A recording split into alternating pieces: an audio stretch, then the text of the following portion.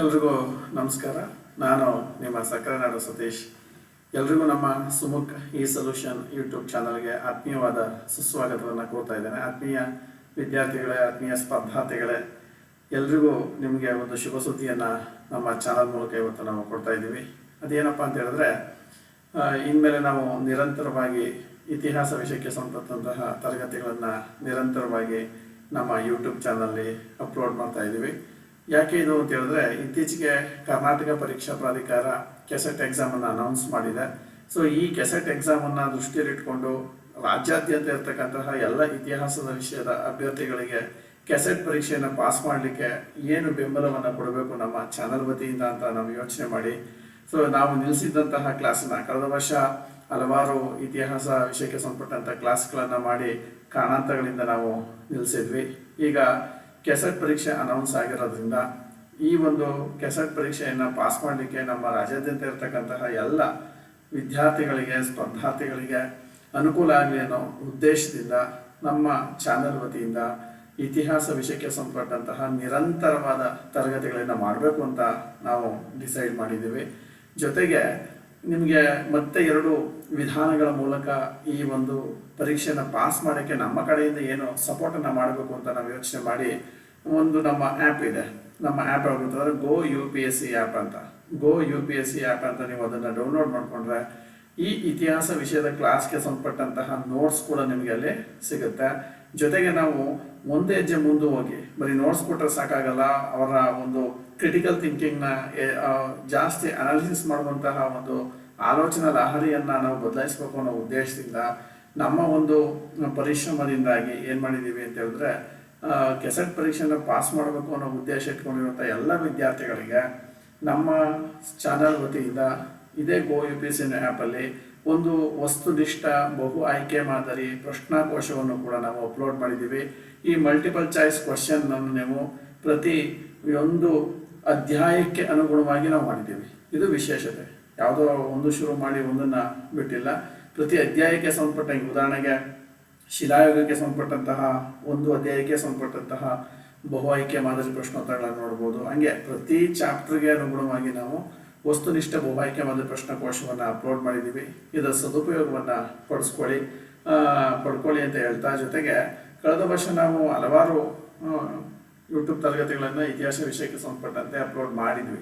So ಈಗ ನಾವು ಅದನ್ನು ಹೋಗಿ ನೋಡಿದಾಗ ವೇದಗಳ ಕಾಲದವರೆಗೆ ನಾನು ಕ್ಲಾಸನ್ನು ಮಾಡಿದ್ದೇನೆ. ಇನ್ನು ಮುಂದೆ ನಾನು ನಿರಂತರವಾಗಿ ಈ ಕೆಸೆಟ್ ಪರೀಕ್ಷೆ ಮುಗಿಯುವವರೆಗೆ ನಿರಂತರವಾಗಿ ಇತಿಹಾಸ ವಿಷಯದ ತರಗತಿಗಳನ್ನು ಕಂಟಿನ್ಯೂ ಮಾಡ್ತೀನಿ ಅಂತ ಹೇಳ್ತಾ, ಇವತ್ತಿನ ದಿನ ನಾನು ಉತ್ತರ ವೇದಗಳ ಕಾಲಕ್ಕೆ ಸಂಬಂಧಪಟ್ಟಂತಹ ಒಂದು ತರಗತಿಯನ್ನು ನಿಮಗೋಸ್ಕರ ಶುರು ಮಾಡ್ತಾ ಇದ್ದೀನಿ. ಎಲ್ರಿಗೂ ಶುಭವಾಗಲಿ. ಎಲ್ಲರೂ ಚೆನ್ನಾಗಿ ಸದೃಢವಾಗಿ ತುಂಬ ಆತ್ಮವಿಶ್ವಾಸದಿಂದ ಪರೀಕ್ಷೆಗೆ ಸಿದ್ಧರಾಗಿ. ಯಾಕೆ ಈ ಮಾತನ್ನು ಹೇಳ್ತಾ ಇದ್ದೀರಾ, ನೀವು ಕೆಸೆಟ್ ಎಕ್ಸಾಮನ್ನು ಪಾಸ್ ಮಾಡೋದೇ ಆದರೆ ಇನ್ನೇನು ಕೆಲವೇ ದಿನಗಳಲ್ಲಿ ಕರ್ನಾಟಕ ರಾಜ್ಯ ಸಹಾಯಕ ಪ್ರಾಧ್ಯಾಪಕರ ಹುದ್ದೆಗೂ ಕೂಡ ಕರ್ನಾಟಕ ಪರೀಕ್ಷಾ ಪ್ರಾಧಿಕಾರ ನೋಟಿಫಿಕೇಷನ್ನ ಮಾಡುತ್ತೆ. ಸೊ ಈಗ ನೀವು ಕೆಸೆಟ್ ಮಾಡಿಕೊಂಡ್ರೆ ಮುಂದೆ ಅಸಿಸ್ಟೆಂಟ್ ಪ್ರೊಫೆಸರ್ ಆಗೋಕ್ಕೆ ನೀವೆಲ್ರಿಗೂ ಒಂದು ಸುವರ್ಣಾವಕಾಶ ದೊರೀತದೆ ಅಂತ ಹೇಳ್ತಾ, ಬನ್ನಿ ತಡ ಮಾಡೋದು ಬೇಡ, ನಮ್ಮ ತರಗತಿಗಳನ್ನು ಪ್ರಾರಂಭ ಮಾಡೋಣ. ಸೊ ನಾನು ಆಗಲೇ ಹೇಳ್ದಂಗೆ ಕಳೆದ ವರ್ಷ ನಾವು ವೇದಗಳ ಕಾಲದವರೆಗೆ ಯೂಟ್ಯೂಬ್ನಲ್ಲಿ ತರಗತಿಗಳನ್ನು ಅಪ್ಲೋಡ್ ಮಾಡಿದ್ದೀವಿ. ಇವತ್ತಿಂದ ನಾವು ಉತ್ತರ ವೇದಗಳ ಕಾಲ ಇದ್ರ ಬಗ್ಗೆ ತರಗತಿಗಳನ್ನು ಶುರು ಮಾಡ್ತಾ ಹೋಗೋಣ. ಸೊ ಈ ಉತ್ತರ ವೇದಗಳ ಕಾಲ ಅಂತ ನಾವೇನು ನೋಡ್ತಾ ಇದ್ದೀವಿ, ಈ ಉತ್ತರ ವೇದಗಳ ಕಾಲ ಪ್ರಮುಖವಾಗಿ ಭಾರತದಲ್ಲಿ ಅತ್ಯಂತ ಪ್ರಮುಖ ಘಟ್ಟ ಅಂತ ನಾವು ತಿಳ್ಕೊತೀವಿ. ಈ ಉತ್ತರ ವೇದಗಳ ಕಾಲವನ್ನು ನಾವು ಪ್ರಮುಖವಾಗಿ ಇದರ ಇಸ್ವಿಯನ್ನು ನೋಡಿದ್ರೆ ಸಾಮಾನ್ಯ ಶಕ ಪೂರ್ವ 1000 BCಯಿಂದ 600 BCಯವರೆಗೆ ಈ ಉತ್ತರ ವೇದಗಳ ಕಾಲದ ಒಂದು ನಾಗರಿಕತೆಯಲ್ಲ ಕಾಲಘಟ್ಟವನ್ನು ವಿದ್ವಾಂಸರು ನಿರ್ಧರಿಸ್ತಾರೆ. ಸೊ ಈ ಉತ್ತರ ವೇದಗಳ ಕಾಲದ ವಿಶೇಷತೆ ಏನು ಅಂತ ಹೇಳಿದ್ರೆ, ಭಾರತ ಶಿಲಾಯುಗದಿಂದ ವೇದಗಳ ಯುಗಕ್ಕೆ ಕಾಲಿಟ್ಟು, ವೇದಗಳ ಯುಗದಿಂದ ನಂತರ ಅದು ಉತ್ತರ ವೇದಗಳ ಯುಗಕ್ಕೆ ಕಾಲಿಟ್ಟು ಒಂದು ಬದಲಾವಣೆಯನ್ನು ಕಾಣುವಂತಹ ಮಹತ್ವದ ಘಟ್ಟ ಇದು ಅಂತ ನಾವು ತಿಳ್ಕೊಳ್ಬೋದು. ಸೊ ಈ ಉತ್ತರ ವೇದಗಳ ಕಾಲವನ್ನು ನಾವು ಉತ್ತರ ವೈದಿಕ ಕಾಲ ಅಂತ ಕೂಡ ಕರಿತೀವಿ. ಸೊ ಇದು ಇಲ್ಲಿ ವಿಶೇಷತೆ ಏನು ಅಂತ ಹೇಳಿದ್ರೆ, ನಿಮಗೆ ನಾನು ಕಳೆದ ವರ್ಷ ತರಗತಿ ಮಾಡಿದಾಗ ಹೇಳಿದ್ದೀನಿ, ಆರ್ಯರು ಆರಂಭದಲ್ಲಿ ಮಧ್ಯ ಏಷ್ಯಾದಿಂದ ವಲಸೆ ಬಂದು ಅವರು ಈ ಸಪ್ತ ಸಿಂಧು ಪ್ರದೇಶದಲ್ಲಿ ನೆಲೆಸಿದರು.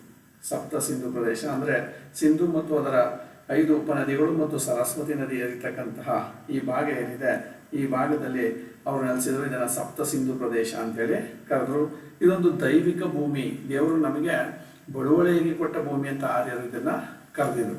ಅಲ್ಲಿ ನೆಲೆಸಿ ಋಗ್ವೇದ ಕಾಲಾದ್ಯಂತ ಆರ್ಯರು ಇಲ್ಲೇ ತಮ್ಮ ಚಟುವಟಿಕೆಗಳನ್ನು ಮಾಡ್ತಾ ಇದ್ರು. ಸೊ ಆನಂತರ ಏನಾಯಿತು, ಜನಸಂಖ್ಯೆ ಹೆಚ್ಚಾಗಲಿಕ್ಕೆ ತೊಡಗಿತು. ಬುಡಕಟ್ಟು ಸಮುದಾಯಗಳು ಜನಸಂಖ್ಯೆ ಹೆಚ್ಚಾದಂತೆ ಅವರಲ್ಲಿ ಏನಾಯಿತು, ವಲಸೆ ಹೋಗುವ ಪ್ರಮಾಣ ಆರಂಭ ಆಯಿತು. ಅದನ್ನು ನಾವು ಈ ಉತ್ತರ ವೇದಗಳ ಕಾಲದಲ್ಲಿ ಪ್ರಮುಖವಾಗಿ ಗುರುತಿಸ್ತೀವಿ. ಏನಾಯಿತು, ಈ ಉತ್ತರ ವೇದಗಳ ಕಾಲದಲ್ಲಿ ಆರ್ಯರು ಈ ಸಪ್ತ ಸಿಂಧು ಪ್ರದೇಶದಿಂದ ನಿಧಾನವಾಗಿ ಗಂಗಾ ಮತ್ತು ಯಮುನಾ ನದಿಯ ಬಯಲಿಗೆ ಅವರು ವಲಸೆ ಬರಲಿಕ್ಕೆ ಪ್ರಾರಂಭ ಮಾಡ್ತಾರೆ. ಗಂಗಾ ಮತ್ತು ಯಮುನಾ ನದಿಯ ಬಯಲಿಗೆ ಅವರು ವಲಸೆ ಬರಲಿಕ್ಕೆ ಪ್ರಾರಂಭ ಮಾಡ್ತಾರೆ. ಸೊ ಇದು ಅವರ ಜೀವನ ಶೈಲಿಯ ಮಹತ್ವದ ಪರಿವರ್ತನೆಗೆ ಕಾರಣ ಆಗುತ್ತೆ. ಸೊ ಈ ಬಗ್ಗೆ ನಮಗೆ ಮಾಹಿತಿ ಕೊಡ್ತಕ್ಕಂತಹ ಆಧಾರಗಳು ಯಾವ್ಯಾವುದು? ಆರ್ಯರು ಉತ್ತರ ವೇದಗಳ ಕಾಲದಲ್ಲಿ ಸಪ್ತ ಸಿಂಧು ಪ್ರದೇಶವನ್ನು ತೊರೆದು ನಿಧಾನವಾಗಿ ಅವರು ಗಂಗಾ ಮತ್ತು ಯಮುನಾ ನದಿ ಬಯಲುಗಳಿಗೆ ವಲಸೆ ಬಂದ ಬಗ್ಗೆ ನಮಗೆ ಹಲವಾರು ಆಧಾರಗಳು ಲಭ್ಯ ಆಗ್ತವೆ. ಸೊ ಮೊದಲಿಗೆ ಶತಪಥ ಬ್ರಾಹ್ಮಣ ಅನ್ನುವಂಥದ್ದು. ಶತಪಥ ಬ್ರಾಹ್ಮಣ ಇದ್ರ ಹೆಸರು ನೀವು ಕೇಳಿರ್ತೀರಿ, ಶತಪಥ ಬ್ರಾಹ್ಮಣ ಅಂತೇಳಿ. ಈ ಶತಪಥ ಬ್ರಾಹ್ಮಣ ಒಂದು ಉಲ್ಲೇಖವನ್ನು ಕೊಡುತ್ತೆ.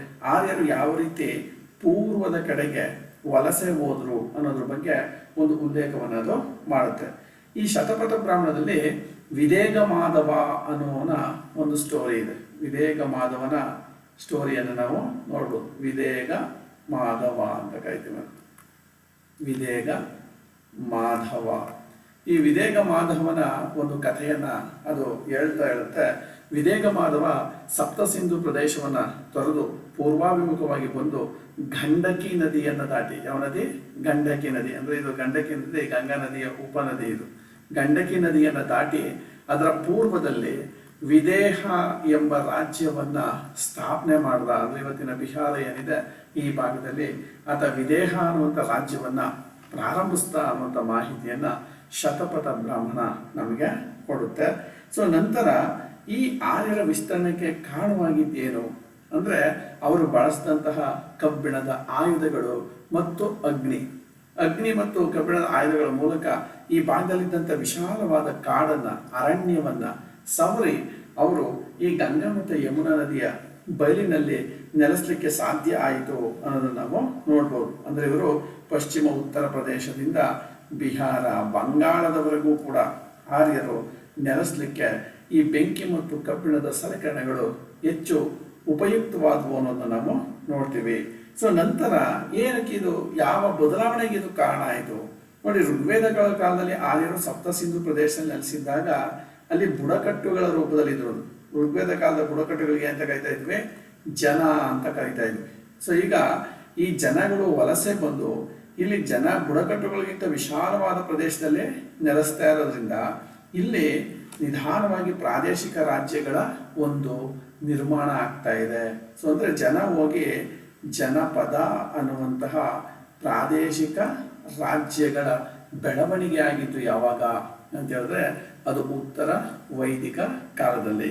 ಸೊ ಋಗ್ವೇದ ಕಾಲದಲ್ಲಿ ಆರ್ಯರ ಬುಡಕಟ್ಟುಗಳನ್ನು ಜನ ಅಂತೇಳಿ ಕರಿತಾ ಇದ್ವಿ. ಜನ ಅಂತ ಹೇಳಿದ್ರೆ ಅದೊಂದು ಟ್ರೈಬ್, ಗುಂಪು ಅನ್ನೋ ಅರ್ಥವನ್ನು ಕೊಡ್ತಾ ಇತ್ತು. ಸಣ್ಣ ಸಣ್ಣ ಗುಂಪುಗಳಾಗಿ ಆರ್ಯರು ಭಾರತಕ್ಕೆ ಬಂದಿದ್ರು.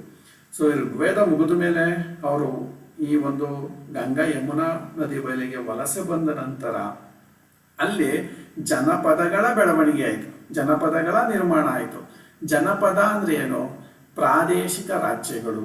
ಪ್ರಾದೇಶಿಕ ರಾಜ್ಯಗಳನ್ನು ಜನಪದಗಳು ಅಂತೇಳಿ ಕರಿತೀವಿ. ಸೊ ಆನಂತರ ಆರ್ಯರಿಗೆ ಈ ಪೂರ್ವ, ಪಶ್ಚಿಮ, ದಕ್ಷಿಣದ ಎಲ್ಲ ಸಾಗರಗಳ ಪರಿಚಯ ಆಗುತ್ತೆ. ಜೊತೆಗೆ ನರ್ಮದಾ ನದಿಯ ಪರಿಚಯ ಆಗುತ್ತೆ. ಸೊ ಇಲ್ಲೇ ಇದ್ದಂಥ ವಿಂಧ್ಯ ಪರ್ವತಗಳ ಪರಿಚಯ ಆಗುತ್ತೆ. ಸೊ ಈ ರೀತಿ ಒಂದು ಭಾರತದ ಭೌಗೋಳಿಕ ಜ್ಞಾನವನ್ನು ಪಡೆಯುವಲ್ಲಿ ಆರ್ಯರು ಯಶಸ್ಸಾಗ್ತಾರೆ. ಮೊದಲು ಈ ಭಾಗಕ್ಕೆ ಮಾತ್ರ ಸೀಮಿತ ಆಗಿದ್ರು. ಸೊ ಋಗ್ವೇದದ ಎಲ್ಲ ಶ್ಲೋಕಗಳನ್ನು ನೋಡಿದಾಗ ಅವರು ಈ ಭಾಗವನ್ನು ಮಾತ್ರ ಹಾಡಿ ಹೊಗಳಿದ್ದಾರೆ. ಉತ್ತರ ವೇದಗಳ ಕಾಲದ ಕೃತಿಗಳನ್ನು ಗಮನಿಸಿದಾಗ ಅವರು ಭಾರತದ ಮಧ್ಯಭಾಗಕ್ಕೆ ಪೂರ್ವ ಭಾಗಕ್ಕೆ ಬಂದು ನೆಲೆಸೋದ್ರಿಂದ ಅವರಿಗೆ ವಿಂಧ್ಯ ಪರ್ವತಗಳ ಪರಿಚಯ ಆಯಿತು, ನರ್ಮದಾ ನದಿಯ ಪರಿಚಯ ಆಯಿತು, ಮತ್ತೆ ಇಡೀ ಒಂದು ಭಾರತದ ಭೌಗೋಳಿಕ ಜ್ಞಾನವನ್ನು ಅವರು ಬೆಳೆಸ್ಕೊಳ್ಳಿಕ್ಕೆ ಈ ವಲಸೆ ಪ್ರಮುಖ ಕಾರಣ ಆಯಿತು ಅಂತ ನಾವು ಇದನ್ನ ತಿಳ್ಕೊಳ್ಬೋದು. ಸೊ ಈಗ ನಾವು ಆರ್ಯರ ಒಂದು ವಲಸೆಯ ಬಗ್ಗೆ ಮಾತಾಡ್ತೀವಿ. ಸೊ ಉತ್ತರ ವೇದಗಳ ಕಾಲ ಕ್ರನಾಲಜಿನ ತಿಳ್ಕೊಂಡ್ವಿ, ಅದು ಇನ್ನೊಂದ್ಸಲ ರಿಪೀಟ್ ಮಾಡ್ತೀನಿ. ಉತ್ತರ ವೇದಗಳ ಕಾಲ ಕ್ರನಾಲಜಿ ಯಾವುದು ಅಂತ ಹೇಳಿದ್ರೆ, ಉತ್ತರ ವೇದಗಳ ಕಾಲ ಸಾಮಾನ್ಯ ಶಕ ಪೂರ್ವ 1000ರಿಂದ ಸಾಮಾನ್ಯ ಶಕ ಪೂರ್ವ 600ರವರೆಗೆ ಅಸ್ತಿತ್ವದಲ್ಲಿ ಇತ್ತು. ಈ ಕಾಲವನ್ನ ಭಾರತ ಇತಿಹಾಸದಲ್ಲಿ ಒಂದು ಮಹತ್ವದ ಘಟ್ಟ ಅಂತೇಳಿ ತೀರ್ಮಾನ ಮಾಡಿದ್ದೀವಿ. ಕಾರಣ ಏನು ಅಂತ ಹೇಳಿದ್ರೆ, ಆರ್ಯರು ಸಪ್ತ ಸಿಂಧು ಪ್ರದೇಶದಿಂದ ಪೂರ್ವಕ್ಕೆ ವಲಸೆ ಬಂದು ಗಂಗಾ ಯಮುನಾ ನದಿ ಬಯಲಿಗೆ ಅವರು ವಲಸೆ ಬಂದು ಅಲ್ಲಿ ನೆಲೆಸಲಿಕ್ಕೆ ಪ್ರಾರಂಭಿಸಿದ್ರು. ಇದು ಅವರ ಜೀವನ ಶೈಲಿಯಲ್ಲಿ ಒಂದು ಮಹತ್ವದ ಬದಲಾವಣೆಯನ್ನು ಉಂಟು ಮಾಡ್ತು ಅಂತ ಹೇಳಿದೆ. ಸೊ ಆನಂತರ ನಾವು ಪ್ರಮುಖವಾಗಿ ಗಮನಿಸೋದೇನು ಅಂತ ಹೇಳಿದ್ರೆ, ಆರ್ಯರು ಈ ರೀತಿ ಪೂರ್ವಕ್ಕೆ ವಲಸೆ ಬಂದ ಬಗ್ಗೆ ಮಾಹಿತಿ ಕೊಡ್ತಕ್ಕಂತಹ ಆಧಾರಗಳು ಯಾವ್ಯಾವುದು, ಆಧಾರಗಳ ಬಗ್ಗೆ ನಾವು ಸ್ವಲ್ಪ ಮಾತಾಡಬೇಕಾಗತ್ತೆ. ಸೊ ಇಲ್ಲಿ ನಾವು ಮೊದಲು ಸಾಹಿತ್ಯಿಕ ಆಧಾರಗಳ ಬಗ್ಗೆ ಮಾತಾಡೋಣ. ಆರ್ಯರು ಈ ರೀತಿ ವಲಸೆ ಬಂದು ನೆಲೆಸಿದ್ದಕ್ಕೆ ಇರ್ತಕ್ಕಂತಹ ಸಾಹಿತ್ಯಿಕ ಆಧಾರ. ಸೊ ಈ ಉತ್ತರ ವೈದಿಕ ಕಾಲದಲ್ಲಿ ಬರೆದಂತಹ ಎಲ್ಲ ವೈದಿಕ ಕೃತಿಗಳು ಇದ್ರ ಬಗ್ಗೆ ನಮಗೆ ಮಾಹಿತಿಯನ್ನು ಕೊಡ್ತೇವೆ. ಅಂದರೆ ಉತ್ತರ ವೇದಗಳು ಯಾವ್ಯಾವುದು, ಸಾಮವೇದ, ಯಜುರ್ವೇದ, ಅಥರ್ವಣ ವೇದ, ಬ್ರಾಹ್ಮಣಕಗಳು, ಅರಣ್ಯಕಗಳು, ಉಪನಿಷತ್ತುಗಳು. ಸೊ ಈ ಎಲ್ಲ ಕೃತಿಗಳು ಉತ್ತರ ವೇದಗಳ ಕಾಲದಲ್ಲಿ ನಿರ್ಮಾಣವಾದಂತಹ ಅಥವಾ ಬರೆಯಲ್ಪಟ್ಟಂತಹ ಎಲ್ಲ ಕೃತಿಗಳು ನಮಗೆ ಅಂದರೆ ಆರ್ಯರ ವಿಸ್ತರಣೆಯ ಬಗ್ಗೆ, ಆರ್ಯರು ಗಂಗಾ ಮತ್ತು ಯಮುನಾ ನದಿಯ ಬಗ್ಗೆ ತಿಳ್ಕೊಂಡಿದ್ದ ಬಗ್ಗೆ ಮಾಹಿತಿಯನ್ನ ನೀಡ್ತವೆ. ಜೊತೆಗೆ ಆ ಕೃತಿಗಳು ಅಂದಿನ ಭಾರತವನ್ನ 3 ಭಾಗಗಳಾಗಿ ವಿಂಗಡಿಸ್ತವೆ. 3 ಭಾಗಗಳಾಗಿ ಅವು ವಿಂಗಡಿಸ್ತವೆ. ಯಾವ್ಯಾವುದು? ಒಂದು ಆರ್ಯಾವರ್ತ, ಇದನ್ನು ಕೇಳಿರ್ತೀನಿ ನೀವು, ಆರ್ಯಾವರ್ತ ಒಂದು ಭಾಗವನ್ನ ಅವರು ಆರ್ಯಾವರ್ತ ಅಂತ ಕರೀತಾ ಇದ್ರು. ಇನ್ನೊಂದು ಮಧ್ಯ ದೇಶ ಅಥವಾ ಮಧ್ಯ ಭಾರತ ಅಂತ ಕರಿತೀವಿ, ಮಧ್ಯ ದೇಶ. ಮತ್ತೊಂದು ಪ್ರಮುಖವಾದದ್ದು ದಕ್ಷಿಣ ಪಥ ಅಂತ ಕರೆದು. ಸೊ ದಕ್ಷಿಣ ಪಥ ಅನ್ನೋದು ಏನನ್ನು ಸೂಚಿಸ್ತದೆ ಅಂತ ಹೇಳಿದ್ರೆ, ನಮ್ಮ ದಕ್ಷಿಣ ಭಾರತವನ್ನ ಸೂಚಿಸ್ತದೆ. ಸೊ ಇಲ್ಲಿ ನಾವು ಮ್ಯಾಪಲ್ಲಿ ಇದನ್ನು ನೋಡೋದಾದ್ರೆ ಯಾವ ರೀತಿ ನೋಡ್ಬೋದು? ಸೊ ಯಾವುದನ್ನ ಅವರು ಆರ್ಯಾವರ್ತ ಅಂತ ಕರೆದ್ರು ನೋಡಿ, ಈ ಭಾಗದಿಂದ ಹಿಡಿದು ಸೊ ಇಷ್ಟು ಭಾಗವನ್ನ ಆರ್ಯಾವರ್ತ ಅಂತ ಕರೆದ್ರು. ಇದು ಆರ್ಯಾವರ್ತ. ಸೊ ಎರಡನೇದೇನು? ಮಧ್ಯ ದೇಶ. ಸೊ ಮಧ್ಯ ದೇಶ ಇದು, ಇಷ್ಟು ಭಾಗವನ್ನ ಮಧ್ಯ ದೇಶ ಅಂದ್ರೆ ನರ್ಮದಾ ಮತ್ತು ವಿಂಧ್ಯ ಪರ್ವತಗಳ ಭಾಗ ಇದೆಲ್ಲ ಮಧ್ಯ ದೇಶ. ಸೊ ಇಲ್ಲಿನ ಕೆಳಗಿನ ಭಾಗವನ್ನ ದಕ್ಷಿಣ ಪಥ ಅಂತೇಳಿ ಕರೆದು ನೋಡಿ. ಇದು ಆರ್ಯಾವರ್ತ, ಇದು ಮಧ್ಯ ದೇಶ, ಇದು ದಕ್ಷಿಣ ಪಥ. ಸೊ ಈ ರೀತಿಯಾಗಿ ಆರ್ಯರು ತಮ್ಮ ವೈದಿಕ ಕೃತಿಗಳಲ್ಲಿ ಭಾರತವನ್ನ ಎಷ್ಟು ಭಾಗಗಳಾಗಿ ವಿಂಗಡಿಸಿದ್ರು? 3 ಭಾಗಗಳಾಗಿ ವಿಂಗಡಿಸ್ತಾರೆ. ಸೊ ಇವು ಹಲವಾರು ಮಾಹಿತಿಗಳನ್ನು, ಉದಾಹರಣೆಗೆ ಋಗ್ವೇದದ 10ನೇ ಮಂಡಲ. ಸೊ ಋಗ್ವೇದದ 10ನೇ ಮಂಡಲವನ್ನು ಇತ್ತೀಚಿನ ಮಂಡಲ ಅಂತ ಕರಿತೀವಿ ನಾವು. ಋಗ್ವೇದದ 10ನೇ ಮಂಡಲದಲ್ಲಿ ಮತ್ತೆ ಸಾಮವೇದ, ಯಜುರ್ವೇದ, ಅಥರ್ವೇದ ಸಂಹಿತೆಗಳಲ್ಲಿ ಈ ಭಾರತದ ವಿವಿಧ ಭಾಗಗಳನ್ನು ಕುರಿತು ಮಾತನಾಡಲಾಗಿದೆ.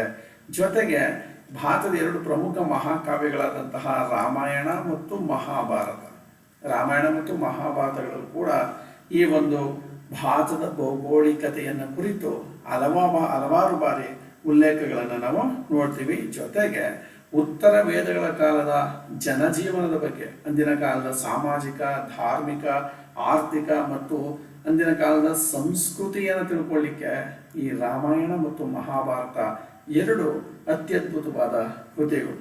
ಸೊ ರಾಮಾಯಣ ಮತ್ತು ಮಹಾಭಾರತವನ್ನ ವಿದ್ವಾಂಸರು ಐತಿಹಾಸಿಕ ಕೃತಿಗಳು ಅಂತ ಪರಿಗಣಿಸಿಲ್ಲ. ಇದು ನಿಮ್ಮ ಒಂದು ನಾಲೆಡ್ಜ್ಗೆ ಇರಲಿ.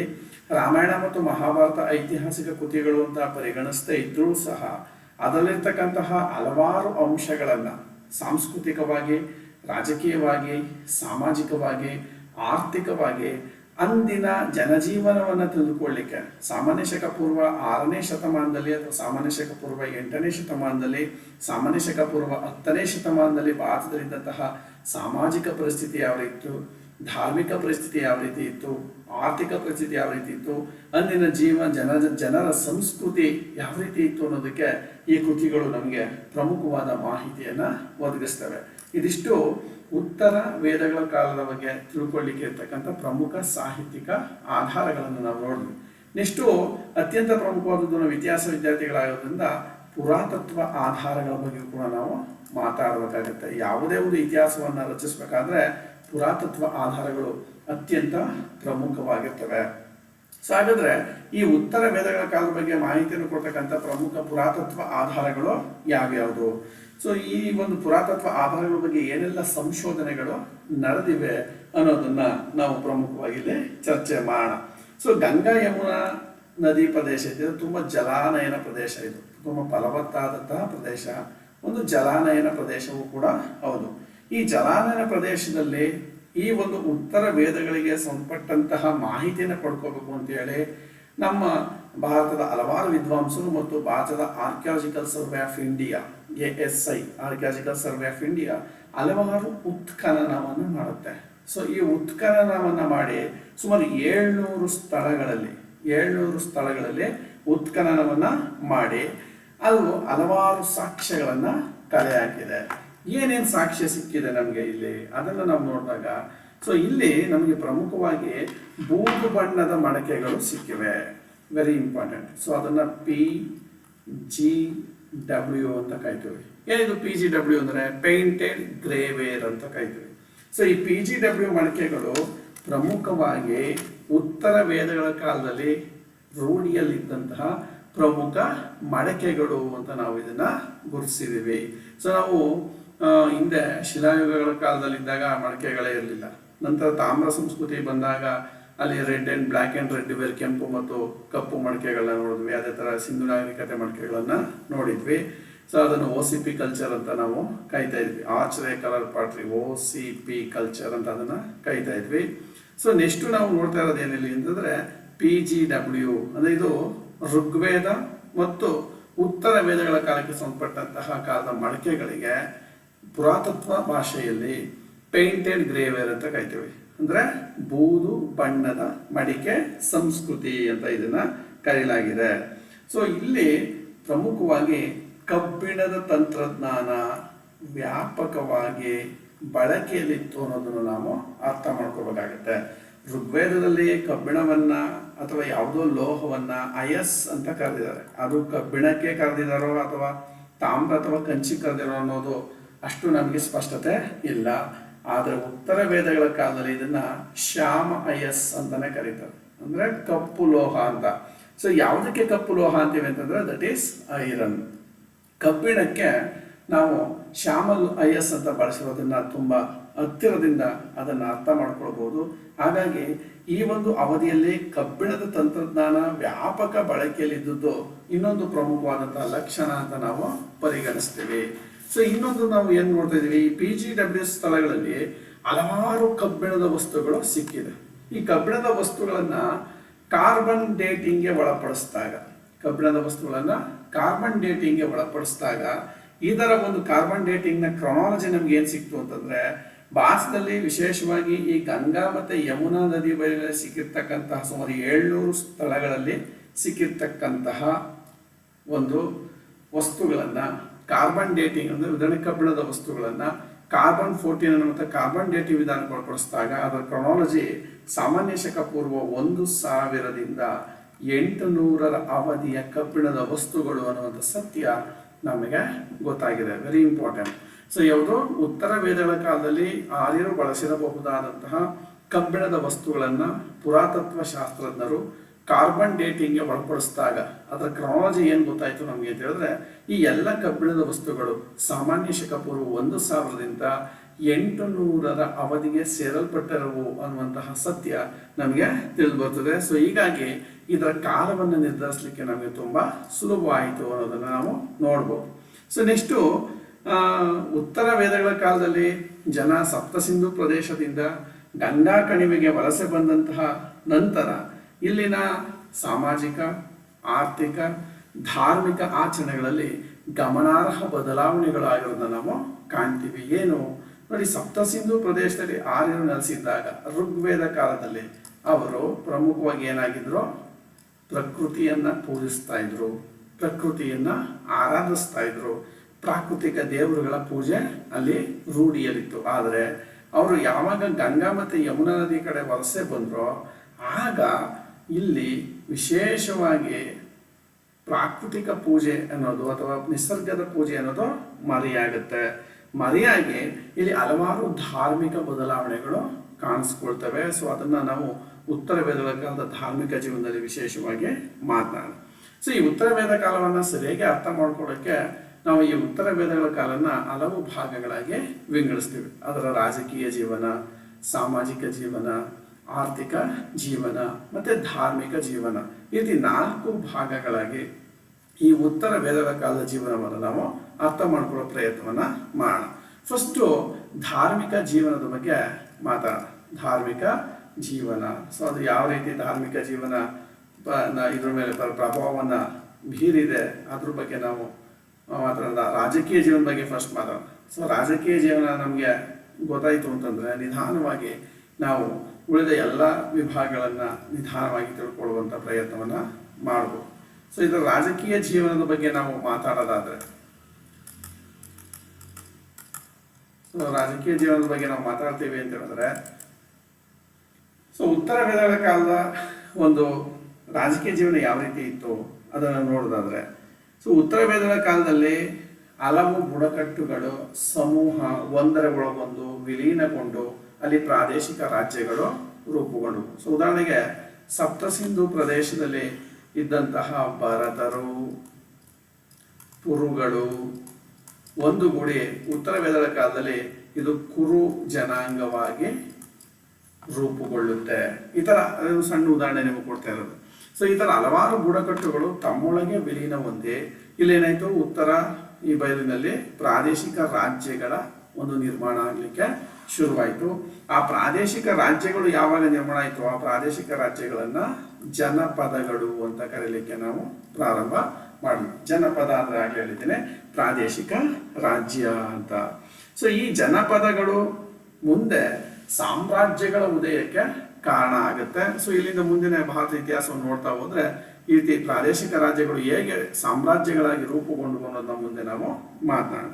ಸೊ ಈಗ ನಾವು ಮೊದಲ ಬಾರಿಗೆ ಉತ್ತರ ವೇದ ಕಾಲದ ರಾಜಕೀಯ ಜೀವನದ ಬಗ್ಗೆ ಮಾತಾಡ್ತಾ, ಸೊ ಈ ಉತ್ತರ ವೇದ ಕಾಲದ ರಾಜಕೀಯ ಜೀವನದಲ್ಲಿ ಪ್ರಮುಖವಾಗಿ ನಾವು ಏನು ಬದಲಾವಣೆಗಳನ್ನು ನೋಡ್ತೀವಿ ಅದನ್ನ ಕುರಿತು ಮಾತನಾಡೋಣ.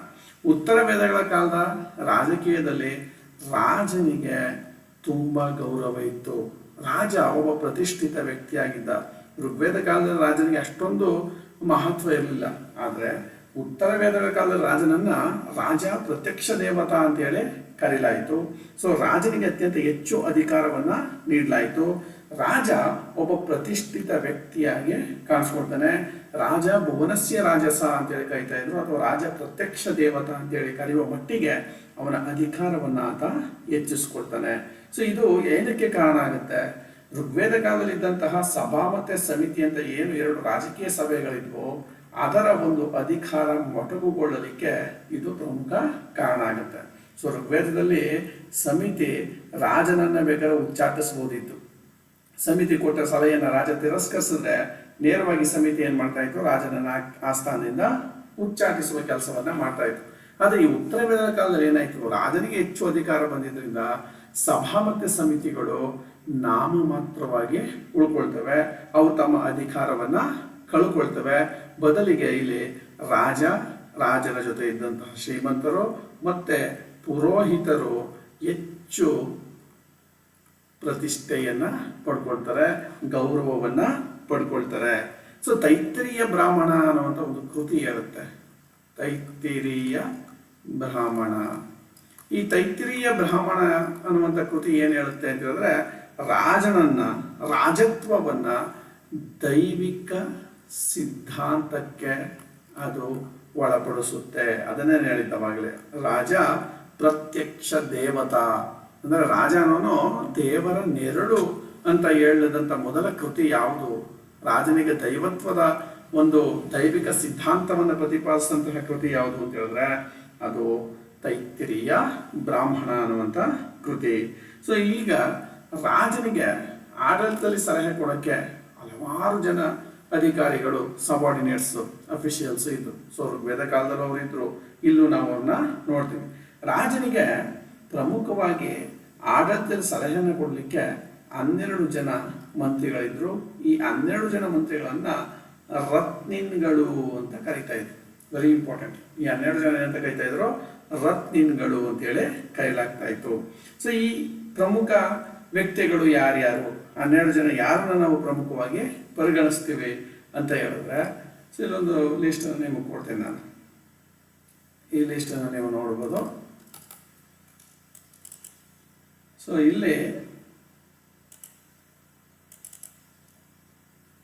ಉತ್ತರ ವೈದಿಗಳ ಕಾಲದಲ್ಲಿ ನೋಡಿ, ಸೊ ಪದನಾಮ ಅಂದ್ರೆ ರತ್ನಿಗಳಂದ್ರೆ ಮಂತ್ರಿಗಳು. ಏನೇನಕ್ಕೆ ಸಲಹೆ ಕೊಡ್ತಾ ಇದ್ರು ಅವರು ಅಂತ ಹೇಳಿದ್ರೆ ನೋಡಿ, ಪ್ರಮುಖವಾಗಿ ಕ್ಷಾತ್ರ ಅನ್ನೋನು ನ್ಯಾಯಾಧೀಶನಾಗಿದ್ದ. ಕ್ಷಾತ್ರ ಅನ್ನುವಂಥವನು ನ್ಯಾಯಾಧೀಶನಾಗಿ ಕೆಲಸವನ್ನ ಮಾಡ್ತಾ ಇದ್ದ. ಪೌರೋಹಿತ್ಯನ್ನ ಮಾಡ್ತಾ ಇದ್ದ. ಸೇನದ ಮುಖ್ಯಸ್ಥನಾಗಿದ್ದ. ವ್ರಾಜಪತಿ ಅನ್ನೋನು, ಸುಮಾರು ಎಕ್ಸಾಮಲ್ಲಿ ಇದನ್ನು ಕೇಳಿದ್ದಾರೆ, ಹುಷಾರಾಗಿ ಇದನ್ನು ಅಬ್ಸರ್ವ್ ಮಾಡಿ. ವ್ರಾಜಪತಿ ಅನ್ನೋನು ಹುಲ್ಲುಗಾವಲಿನ ಮುಖ್ಯಸ್ಥನಾಗಿದ್ದ. ಸಾಮಾನ್ಯವಾಗಿ ಈ ಗ್ರಾಮೀಣಿಗೆ ವ್ರಾಜಪತಿ ಅಂತ ಕರೀತಾ ಇದ್ರು. ಸೊ ಎಕ್ಸಾಮಲ್ಲಿ ಗ್ರಾಮೀಣಿ ಅಂತ ಕೇಳಿದ್ರೆ ನೀವು ಗ್ರಾಮದ ಮುಖ್ಯಸ್ಥ ಅಂತಾನೆ ಬರೀಬೇಕು. ರಾಜಪತಿ ಅಂತ ಕೇಳಿದ್ರೆ ಅವ್ನು ಗ್ರಾಮೀಣಿನೇ ಆಗಿದ್ರು, ಅವ್ನ ಕೆಲಸ ಏನಾಗಿತ್ತು ಅಂದ್ರೆ ಹುಲ್ಲುಗಾವಲಿನ ಮುಖ್ಯಸ್ಥನಾಗಿದ್ದ ಅನ್ನೋದನ್ನ ನಾವಿಲ್ಲಿ ಪರಿಗಣಿಸ್ಬೇಕು. ಸೊ ನೆಕ್ಸ್ಟ್ ಸ್ಪಶ ಅನ್ನೋನು ಸ್ಪೈ ಆಗಿ, ಗೂಢಚಾರನಾಗಿ ಕೆಲಸವನ್ನ ಮಾಡ್ತಾ ಇದ್ದ. ಭಾಗದುಗ ತೆರಿಗೆ ಸಂಗ್ರಾಹಕನಾಗಿದ್ದ. ಸಂಗ್ರಹಿತ ಅನ್ನೋನು ಖಜಾಂಚಿಯಾಗಿದ್ದ. ಗ್ರಾಮೀಣ ನಾಯಿಗ ಅಲ್ಲದೆ ಗ್ರಾಮದ ಮುಖ್ಯಸ್ಥನಾಗಿದ್ದ. ಕುಲಪ ಅಥವಾ ದಂಪತಿ ಅನ್ನೋನು ಕುಟುಂಬಗಳ ಮುಖ್ಯಸ್ಥನಾಗಿದ್ದ. ಪುರಪತಿಗಳು ಅನ್ನುವಂತಹ ಒಂದು ಉಲ್ಲೇಖವನ್ನು ಉತ್ತರ ವೇದದ ಕಾಲ ನೋಡ್ತೀವಿ. ಸೊ ಈ ರೀತಿ ಮಣ್ಣಿನ ಕೋಟೆಗಳನ್ನ ಕಟ್ಕೊಂಡಿರ್ತಕ್ಕಂತಹ ಮುಖ್ಯಸ್ಥರುಗಳಿಗೆ ಎಂತ ಕರಿತಾ ಇದ್ರು, ಪುರಪತಿಗಳು ಅಂತೇಳಿ ಕರಿತಾ ಇದ್ರು. ಈ ಮಹಿಷಿ ಅಂದ್ರೆ ಯಾರು? ರಾಜನ ಹಿರಿಯ ಪತ್ನಿ, ರಾಜನ ಪಟ್ಟದ ರಾಣಿಯನ್ನ, ಮುಖ್ಯ ರಾಣಿಯನ್ನ ಮಹಿಷಿ ಅಂತ ಕರಿತಾ ಇದ್ರು. ತಕ್ಷನ್ ಅನ್ನೋನು ಆ ಕಾಲದ ಕಾರ್ಪೆಂಟರ್ ಆಗಿ ಕೆಲಸವನ್ನ ಮಾಡ್ತಾ ಇದ್ದ. ದೂತ ಅನ್ನೋನು ಸಂದೇಶವನ್ನು ರವಾನಿಸುವಂತಹ ಸಂದೇಶವಾಹಕನಾಗಿದ್ದ. ಸುತ ಅನ್ನೋನು ರಥವನ್ನ ನಡೆಸುವಂತ ವ್ಯಕ್ತಿಯಾಗಿದ್ದ. ರಥಿಕ ಅಂತೇಳಿ ಕರಿತೀವಿ. ಈ ಕ್ಷತ ಅನ್ನುವಂತಹ ವ್ಯಕ್ತಿ ಈತ ರಾಜಮನೆತನದ ಉಸ್ತುವಾರಿಯನ್ನ ನೋಡ್ಕೊಳ್ತಾ ಇದ್ದ ಅನ್ನೋದನ್ನ ನಾವು ಪ್ರಮುಖವಾಗಿ ಪರಿಗಣಿಸ್ತೀವಿ. ಸೊ ಇಲ್ಲಿ ಇನ್ನೊಂದು ಪ್ರಮುಖವಾದಂತಹ ವ್ಯಕ್ತಿ ಇದ್ದಾನೆ, ಅಕ್ಷವಪ ಅಂತೇಳಿ. ಇದನ್ನು ಕೂಡ ಎಕ್ಸಾಮಲ್ಲಿ ಸುಮಾರು ಸಲ ಕೇಳಿದ್ದಾರೆ, ನೆಟ್ ಎಕ್ಸಾಮಲ್ಲೆಲ್ಲ ಇದು ಜಾಸ್ತಿ ಬಂದಿದೆ. ಅಕ್ಷವಪ ಅನ್ನೋನು ಇದರ ಪದಶಃ ಅರ್ಥವನ್ನು ನೋಡಿದ್ರೆ ದಾಳವನ್ನ ಎಸೆಯುವವನು ಅನ್ನೋ ಅರ್ಥವನ್ನು ಕೊಡುತ್ತೆ ಇದು ಅಕ್ಷವಪ ಅನ್ನೋನು. ಸೊ ಇವನು ಇನ್ನೂ ಒಂದು ಕೆಲಸ ಮಾಡ್ತಾ ಇದ್ದೇನು, ಆಸ್ಥಾನದ ಲೆಕ್ಕಾಧಿಕಾರಿಯಾಗಿ ಅಂದ್ರೆ ಲೆಕ್ಕಪತ್ರ ಅಧಿಕಾರಿಯಾಗಿ ಅಂದ್ರೆ ಅಕೌಂಟೆಂಟ್ ಆಗಿ ಈತ ಕಾರ್ಯವನ್ನ ನಿರ್ವಹಿಸ್ತಾ ಇದ್ದ. ಅಕೌಂಟೆಂಟ್ ಆಗಿ ಇವನು ಕೆಲಸವನ್ನ ಮಾಡಿದ್ದಾನೆ ಅನ್ನೋದನ್ನ ನಮ್ಮ ಹಲವಾರು ಒಂದು ಮಾಹಿತಿಗಳನ್ನ ಪಡ್ಕೊಳ್ಬಹುದು. ಸೊ ಇಲ್ಲಿ ರಥಕಾರ ನೋಡಿ, ರಥ ತಯಾರಕ, ಕನ್ಫ್ಯೂಸ್ ಆಗಬೇಡಿ. ಇಲ್ಲಿ ಸುತ ಅಂತಂದ್ರೆ ರಥಿಕ ಅಂತ ಅರ್ಥ, ಅಂದ್ರೆ ರಥವನ್ನ ಓಡಿಸುವವನು ಇವನು. ರಥಿಕ ಅಂದ್ರೆ ಸಾರಥಿ ಅಂತೀವಲ್ಲ ಅದು. ರಥಕಾರ ಅಂದ್ರೆ ರಥವನ್ನ ತಯಾರಿಸುವವನು ಅನ್ನೋ ಅರ್ಥವನ್ನ ಕೊಡುತ್ತೆ. ಇವನು ಕೂಡ ಒಬ್ಬ ರತ್ನಿನಾಗಿದ್ದ ಅನ್ನೋದನ್ನ ನಾವಿಲ್ಲಿ ಪ್ರಮುಖವಾಗಿ ಪರಿಗಣಿಸ್ಬೇಕು. ಈ ಪಾಲಗಾಲ ಅನ್ನೋವನು ಮೆಸೆಂಜರ್ ಆಗಿ ಕೆಲಸವನ್ನ ಮಾಡಿದ್ದಾರೆ. ಇಬ್ರು ಅದೇ ಅರ್ಥವನ್ನ ಕೊಡ್ತಾ ಇದೆ. ಒಂದು ದೂತ, ಸೊ ದೂತ ರಾಯಭಾರಿ ಮತ್ತು ಸಂದೇಶವಾಹಕನಾಗಿದ್ದ. ರಾಯಭಾರಿ ಕೆಲಸವನ್ನು ಕೂಡ ಈತ ಮಾಡ್ತಾ ಇದ್ದ. ಸೊ ಇವನು ಪಾಲಗಾಲ ಅನ್ನೋನು ವಿಶೇಷವಾಗಿ ಸಂದೇಶವನ್ನ ರವಾನಿಸುವ ಕೆಲಸವನ್ನ ಮಾಡ್ತಾ ಇದ್ದ. ಸೊ ಇನ್ನು ಉತ್ತರ ವೇದದ ಕಾಲದಲ್ಲಿ ಜನಪದಗಳು ಇದ್ವಲ್ಲ, ಈ ಜನಪದಗಳ ಮುಖ್ಯಸ್ಥನನ್ನ ಪ್ರಾಂತೀಯ ಮುಖ್ಯಸ್ಥ ಅಂತೇಳಿ ಕರಿತಾ ಇದ್ರು. ಸ್ಥಪತಿ ಅಂತೇಳಿ ಅವರ ಹೆಸರು. ಸ್ಥಪತಿಯನ್ನ ಪ್ರಾಂತ್ಯಗಳ ಮುಖ್ಯಸ್ಥನಾಗಿ ನಾವು ಪ್ರಮುಖವಾಗಿ ರಾಜ್ಯಗಳ ಮುಖ್ಯಸ್ಥನಾಗಿ ಗಮನಿಸ್ತೀವಿ. ಸೊ ನೆಕ್ಸ್ಟ್ ಗೋವಿಕರ್ತನ ಅನ್ನೋನು. ಸೊ ಇದು ಋಗ್ವೇದ ಕಾಲದಲ್ಲಿ ಇತ್ತು. ಗೋವಿಕರ್ತನ ಅಂದ್ರೆ ಇವನು ಅರಣ್ಯದ ಮುಖ್ಯಸ್ಥನು. ಹೌದು, ಬೇಟೆಯಾಡುವಾಗ ರಾಜನಿಗೆ ಕಂಪ್ಯಾನಿಯನ್ ಆಗಿದ್ದವನು. ಬೇಟೆಯಲ್ಲಿ ರಾಜನ ಸಂಗಾತಿಯಾಗಿ ಕಾರ್ಯವನ್ನು ನಿರ್ವಹಿಸ್ತಾ ಇದ್ದ ಅನ್ನೋದನ್ನ ನಾವಿಲ್ಲಿ ಪ್ರಮುಖವಾಗಿ ಗಮನಿಸ್ತೀವಿ. ಸೊ ಕೆಲವು ಸಲ ಏನಾಗ್ತಾ ಇತ್ತು ಅಂತ ಹೇಳಿದ್ರೆ, ಕೆಲವು ಸಲ ರಾಜನಿಗೆ ಮಹಿಳಾ ರತ್ನಿಗಳು ಇರ್ತಾ ಇದ್ರು. ಮಹಿಳಾ ರತ್ನಿಗಳು ಅಂದ್ರೆ ಮಹಿಳಾ ಮಂತ್ರಿಗಳನ್ನು ಕೂಡ ಆತ ತನ್ನ ಆಡಳಿತದಲ್ಲಿ ಸೇವೆಯನ್ನು ಸಲ್ಲಿಸಲಿಕ್ಕೆ ಅವಕಾಶವನ್ನ ಕೊಟ್ಟಿದ್ದ. ಸೊ ಈ ರೀತಿ ತನ್ನ ಆಡಳಿತದಲ್ಲಿ ಸಲಹೆ ಕೊಡಲಿಕ್ಕೆ ಹಲವಾರು ರತ್ನಿಗಳನ್ನು ನೇಮಿಸ್ಕೊಂಡಿದ್ದ ಅನ್ನೋದು ನಮಗೆ ಗೊತ್ತಾಗುತ್ತೆ. ರಾಜ ತನ್ನ ಆಳ್ವಿಕೆಯ ಅವಧಿಯಲ್ಲಿ ಪ್ರಮುಖವಾಗಿ ವಿಸ್ ಮತ್ತೆ ಬಲಿ ಅನ್ನೋ ತೆರಿಗೆಗಳನ್ನ ಬಳಸ್ತಾ ಇದೆ. ಉತ್ತರ ವೇದಗಳ ಕಾಲದಲ್ಲಿ ವಿಸ್ಮಟ್ಟ ಅಥವಾ ಬಲಿ ಅಂತ ಕರಿತೀವಿ. ಇವು ರಾಜ ವಿಧಿಸ್ತಾ ಇದ್ದಂಥ ಎರಡು ಪ್ರಮುಖವಾದಂಥ ತೆರಿಗೆಗಳು ಅಂತ ನಾವು ತಿಳ್ಕೊಳ್ಬಹುದು. ಸೊ ಹಲವಾರು ಉಡುಗೊರೆಗಳನ್ನ ಪಡ್ಕೊತಾ ಇದ್ದ, ಕಾಣಿಕೆಗಳನ್ನ ಪಡ್ಕೊಳ್ತಾ ಇದ್ದ, ಕಪ್ಪವನ್ನ ಸಂಗ್ರಹಿಸ್ತಾ ಇದ್ದ. ಸೊ ಗ್ರಾಮ ಸಭೆಗಳು ಉತ್ತರ ವೇದಗಳ ಕಾಲದಲ್ಲಿ ಗ್ರಾಮಗಳ ವ್ಯಾಜ್ಯಗಳನ್ನ ಬಗೆಹರಿಸ್ತಾ ಇದ್ವಿ. ಅವು ಗ್ರಾಮ ಸಭೆಗಳು ಗ್ರಾಮದ ವ್ಯಾಜ್ಯಗಳನ್ನು ನಿರ್ವಹಿಸುವಲ್ಲಿ ಪ್ರಮುಖ ಪಾತ್ರವನ್ನ ವಹಿಸ್ತಾ ಇದ್ವು ಅನ್ನೋದನ್ನ ನಾವಿಲ್ಲಿ ಗಮನಿಸ್ತೇವೆ. ಸೊ ನೆಕ್ಸ್ಟ್ ಇಲ್ಲಿ ನಾವು ಒಂದು ಲಿಸ್ಟ್ ಅನ್ನ ನಿಮಗೆ ಕೊಟ್ಟಿದ್ದೇನೆ. ಇದು ಏನಿದು ಅಂತ ಹೇಳಿದ್ರೆ ಉತ್ತರ ವೇದಗಳ ಕಾಲದಲ್ಲಿ ರಚನೆಯಾದಂತಹ ಪ್ರಮುಖ ರಾಜ್ಯಗಳು ಯಾವ್ಯಾವು, ಯಾವ ರಾಜ್ಯಗಳ ಉದಯ ಆಯಿತು, ಮತ್ತೆ ಅದರ ಪ್ರಮುಖ ರಾಜರುಗಳು ಯಾರ್ಯಾರು ಅನ್ನೋದನ್ನ ನಾನು ನಿಮಗೆ ಇಲ್ಲಿ ಕೊಟ್ಟಿದ್ದೆ. ಮತ್ತೆ ಅವರು ಎಲ್ಲಿ ನೆಲೆಸಿದ್ರು ಅನ್ನೋದನ್ನ ಪ್ರಮುಖವಾಗಿ ಇಲ್ಲಿ ಒಂದು ಸ್ಲೈಡ್ ಮೂಲಕ ನಾನು ನಿಮಗೆ ಪರಿಚಯಿಸ್ತಾ ಇದ್ದೇನೆ. ಸೊ ಐತರೇಯ ಬ್ರಾಹ್ಮಣ, ಪ್ರಮುಖವಾಗಿ ಐತರೇಯ ಬ್ರಾಹ್ಮಣ. ಐತರೇಯ ಬ್ರಾಹ್ಮಣ ಒಂದು ಮಾಹಿತಿಯನ್ನು ಕೊಡುತ್ತೆ. ಆಗಿನ ಕಾಲದ ಸರ್ಕಾರಗಳನ್ನ ಹಲವು ಭಾಗಗಳಾಗಿ ಅದು ವಿಂಗಡಿಸುತ್ತೆ. ಐತರೇಯ ಬ್ರಾಹ್ಮಣ ವಿಂಗಡಿಸಿರೋ ಪ್ರಕಾರ ಆಗಿನ ಕಾಲದ ರಾಜ್ಯಗಳನ್ನು ಏನಂತ ಕರೆಯಲಾಗಿದೆ ಅಂತ ಹೇಳಿದ್ರೆ, ಸಾಮಾನ್ಯವಾಗಿ ರಾಜ್ಯ ಅಂತ ಕರೆದಿದ್ದಾರೆ, ಭೋಜ್ಯ ಅಂತ ಕರೆದಿದ್ದಾರೆ, ನಂತರ ಸ್ವರಾಜ್ಯ ಅಂತ ಕರೆದಿದ್ದಾರೆ, ನಂತರ ವೈರಾಜ್ಯ ಅಂತೇಳಿ ಕರೆದಿದ್ದಾರೆ. ಸೊ ಏನೇನೋ ರಾಜ್ಯ, ಭೋಜ್ಯ, ಸ್ವರಾಜ್ಯ, ವೈರಾಜ್ಯ. ಸೊ ಈ ರೀತಿ ಹಲವು ಭಾಗಗಳಾಗಿ ಅಲ್ಲಿ ಅವರು ತಮ್ಮ ರಾಜ್ಯಗಳನ್ನು ವಿಂಗಡಿಸಿದ್ರು. ಸೊ ಈ ರಾಜ್ಯ ಅನ್ನುವುದರಲ್ಲಿ ರಾಜನ ಆಳ್ವಿಕೆ ಇರ್ತಾ ಇತ್ತು. ಭೋಜ್ಯ ಅನ್ನುವಲ್ಲಿ ಭೋಜ, ರಾಜನ ಅಂತ ಕರಿತಾ ಇದ್ರು, ಭೋಜ ಅಂತ ಕರಿತಾ ಇದ್ರು. ಸ್ವರಾಜ್ಯ ಅನ್ನೋದ್ರಲ್ಲಿ ರಾಜನನ್ನ ಸ್ವರಾಟ್ ಅಂತೇಳಿ ಕರಿತಾ ಇದ್ರು. ಸ್ವರಾಜ್ಯಗಳನ್ನ ಆಳ್ತಾ ಇದ್ದವನ್ನ ಸ್ವರಾಟ್ ಅಂತೇಳಿ ಕರಿತಾ ಇದ್ರು. ಈ ವೈರಾಜ್ಯಗಳನ್ನ ಆಳ್ತಾ ಇದ್ದವನ್ನ ವಿರಾಟ್ ಅಂತೇಳಿ ಕರಿತಾ ಇದ್ರು. ಅಂದ್ರೆ ರಾಜ್ಯ ರಾಜ, ಭೋಜ್ಯ ಭೋಜ, ಸ್ವರಾಜ್ಯ ಸ್ವರಾಟ್, ವೈರಾಜ್ಯ ವಿರಾಟ್ ಅನ್ನುವಂಥ ರಾಜ ಆಳ್ವಿಕೆ ಮಾಡ್ತಾ ಇದ್ದ ಅಂತ ನಾವು ಪ್ರಮುಖವಾಗಿ ಪರಿಗಣಿಸ್ತೀವಿ. ಸೊ ಈ ರೀತಿ ಹಲವು ಒಂದು ರಾಜ್ಯಗಳು ಹೇಗೆ ಉದಯವಾದವು ಅನ್ನೋದನ್ನ ನಾವು ನೋಡ್ತೀವಿ. ಇಲ್ಲಿ ಪ್ರಮುಖವಾಗಿ ಸ್ವರಾಜ್ಯ ಮತ್ತೆ ವೈರಾಜ್ಯಗಳನ್ನ ಇವು ಗಣರಾಜ್ಯ ಮಾದರಿಯ ರಾಜ್ಯಗಳು ಅಂತ ಹೇಳಿ ವಿದ್ವಾಂಸರು ಮಾಹಿತಿಯನ್ನ ಕೊಡ್ತವೆ. ಇವು ಗಣರಾಜ್ಯ ಮಾದರಿಯ ಸರ್ಕಾರಗಳನ್ನ ಹೊಂದಿದ್ವು. ಇವು ಯಾವುದೇ ರಾಜನನ್ನ ಹೊಂದಿರದೆ ಅಲ್ಲಿ ಒಬ್ಬ ಹಿರಿಯ ಮುಖಂಡನಿಂದ ಆಳಲ್ಪಡ್ತಾ ಇದ್ವು. ಹಾಗಾಗಿ ಇವುಗಳನ್ನ ಸ್ವರಾಜ್ಯ ಮತ್ತು ವೈರಾಜ್ಯಗಳು ಅಂತೇಳಿ ಕರೆಯಲಾಗ್ತಾ ಇತ್ತು ಅನ್ನುವಂಥ ಮಾಹಿತಿ ನಮಗೆ ಕಂಡುಬರುತ್ತೆ. ಸೊ ಉತ್ತರ ವೈದಿಕ ಗ್ರಂಥಗಳು ಹಲವಾರು ವಂಶಾವಳಿಗಳ ಆಧಾರದ ಮೇಲೆ ಬುಡಕಟ್ಟು ವ್ಯವಸ್ಥೆಯಿಂದ ಪ್ರಾದೇಶಿಕ ರಾಜ್ಯಗಳಾಗಿ ಪರಿವರ್ತನೆ ಆಗ್ತಾ ಇರೋದನ್ನ ಪ್ರತಿಬಿಂಬಿಸ್ತವೆ. ಸೊ ಹೀಗಾಗಿ ಕುರು ರಾಜ್ಯ ಅಸ್ತಿತ್ವಕ್ಕೆ ಬಂದ ಬಗ್ಗೆ ಅದು ಮಾಹಿತಿಯನ್ನ ಕೊಡುತ್ತೆ. ಅಂದ್ರೆ ಋಗ್ವೇದ ಕಾಲದ ಭಾರತರು ಮತ್ತು ಪುರುಗಳ ಒಂದು ಬುಡಕಟ್ಟುಗಳು ವಿಲೀನವಾಗಿ ಉತ್ತರ ವೇದಗಳ ಕಾಲದಲ್ಲಿ ಕುರು ಪ್ರಾದೇಶಿಕ ರಾಜ್ಯ ಅಸ್ತಿತ್ವಕ್ಕೆ ಬರುತ್ತೆ. ಸೊ ಈ ಕುರು ಪ್ರಾದೇಶಿಕ ರಾಜ್ಯದ ಪ್ರಸಿದ್ಧ ದೊರೆಯಲ್ಲಿ ನಾನು ತೋರಿಸಿದ್ದೇನೆ, ಪರೀಕ್ಷಿತ್.